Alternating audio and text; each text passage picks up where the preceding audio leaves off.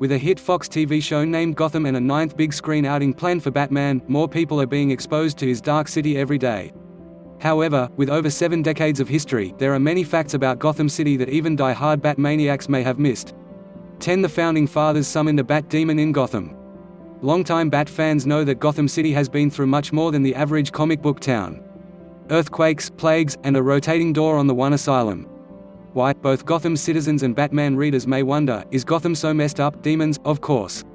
Well, one specific demon, summoned by no less than Thomas Jefferson. A Bat demon named Barbatos was summoned by Jefferson, an ancestor of Bruce Wayne, and other characters, and imprisoned beneath the city before the Revolutionary War ended. It is implied earlier in Batman's mythology that the town having a literal foundation of evil affected the development of the town and its people, either causing or exacerbating some of the bizarre goings-on of the city. The real explanation provided by Grant Morrison is even more bizarre. The Bat demon was the manifestation of a time-jumping adaptive weapon sent to hunt and torture a time-jumping Bruce Wayne. This means that Batman inadvertently helped to create the demonic mythology of his own city. Many Batman fans are familiar with The Dark Knight Rises plot point of Bane cutting Gotham City off from the government by threatening to destroy the city if the government intervenes. To make good on his threat, Bane destroyed almost all bridges into the city. What kind of monster, viewers might think, would do this? In the Batman comics, it was the government itself that cut the city off. After Gotham experienced an earthquake that killed over 1 million people and destroyed or damaged most of the buildings, the citizens finally got the message the city had been trying to send for years: get out. With the city mostly empty and destroyed, the government destroyed Gotham's bridges and declared it a no-man's land with one specific rule: those with criminal records had to stay in the ruined city. This created an immediate problem as some were too poor or too stubborn to leave the city, and they were now effectively trapped with criminals. Commissioner Gordon and his men decided to stay and protect these citizens along with Batman. For their trouble, everyone who stayed in the city had their citizenship revoked by the government. 8. It is implied that the city was designed to produce a Batman. One of the more bizarre Bat moments from the already bizarre Batman was when the RIP storyline included the revelation that Batman had a backup mental identity in the event that the original was compromised. That is, a brightly colored, slightly unhinged, and ultra-violent Batman known as the Batman of Zur Narrh. Because it's Batman, even the seemingly insane things about this Batman, such as conversations with a hallucination, lead to actual revelations, such as a hidden tracker inside Batman's teeth. With this in mind, his conversation with some stone gargoyles was quite interesting. The gargoyles claim to see with slow vision the grids of Gotham City as it grows, giving them insight into how the city shapes its people just as much as its people shape the city. By channeling this slow vision, Batman observes Gotham and says, "A checkerboard.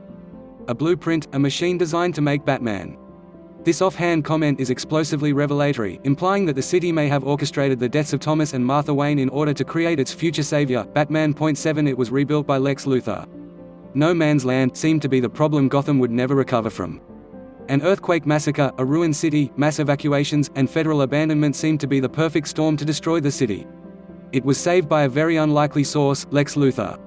He spent oodles of his seemingly endless money in order to rebuild the city from the ground up. Interestingly, the government's hands were tied. They had literally abandoned Gotham City, making the city itself outside of their jurisdiction.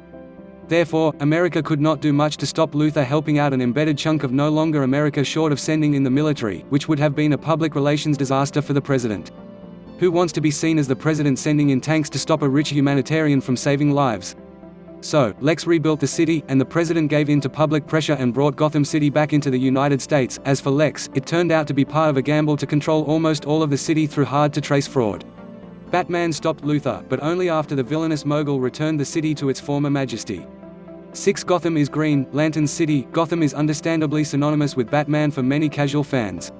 However, Batman is not the only hero who has a decades-old claim on the city, as it was also home to Green Lantern.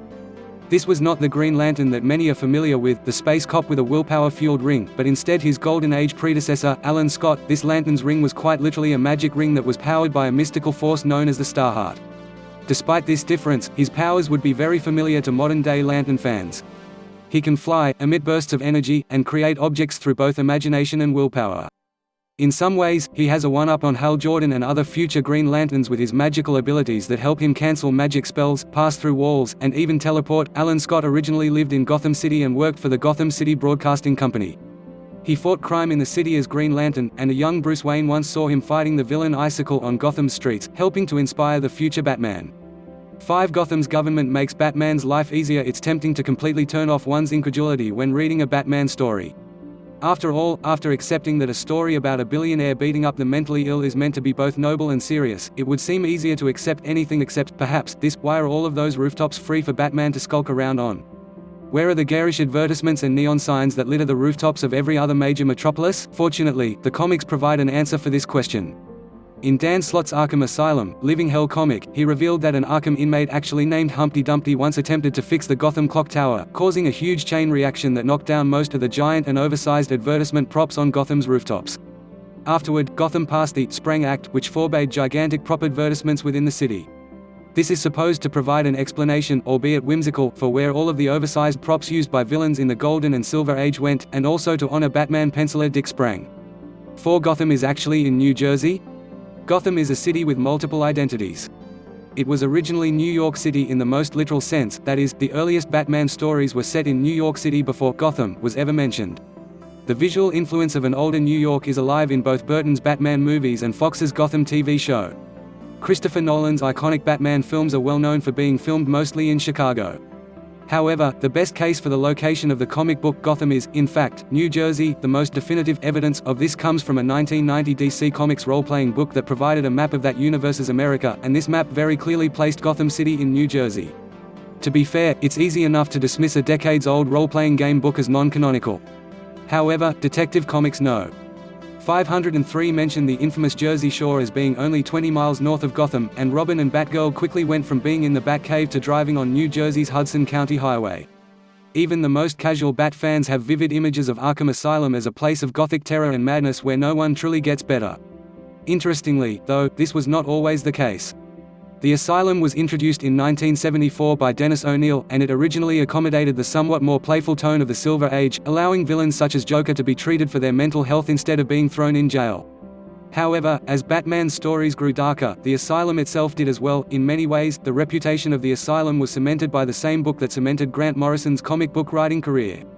The book was Arkham Asylum, a serious house on serious Earth. While the narrative offered an eerie dreamscape of terror for Batman, it gave some downright frightening history for Arkham Asylum. Its founder, Amadeus Arkham, wanted to treat those who suffered from mental illness like his mother had. However, one of his original patients, a man named Martin "Mad Dog" Hawkins, escaped. He raped Arkham's wife and killed both his wife and child. Martin was one of the first patients when Arkham Asylum officially opened. Amadeus insisted on treating him and accidentally killed him with voltage from an electric chair. Amadeus became more erratic and bloodthirsty, eventually becoming institutionalized in his own prison and creating the legend that he wanders the halls of the asylum to ensure that no one ever truly becomes well. 2. Batman controls the city's power. Another fact that literal-minded readers might have trouble reconciling is the idea of Batman's status as an urban legend.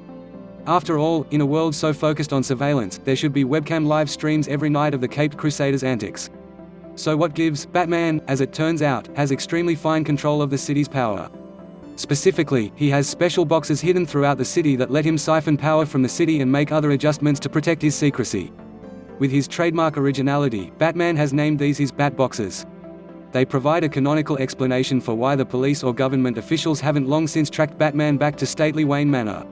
The boxes allow him to turn off cameras, disable tracking devices, and otherwise stay off the radar of any places he is currently occupying or plans to go to.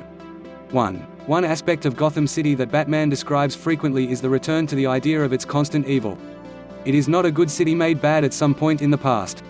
In fact, its rotten present state is considered a marked improvement over its immediate past, as Batman has helped drive out both major mob influence and a corrupt police influence. What then could be the source of the town's evil? Aside from the aforementioned Bat-demon is a more ancient explanation, an imprisoned warlock. The Shadow Pact comic introduces the idea of a warlock who has been imprisoned and sleeping in a tomb in Gotham City for millennia for his evil deeds. When he is awakened, he makes the claim that the city's growth and development has been somehow guided by his own evil essence and has given himself the name Dr. Gotham. The villains Pentacle and Striga wake Dr. Gotham to gain his help in taking over the world, and, although he is stopped by the supergroup Shadow Pact, his malevolent influence of Gotham City seems to live on.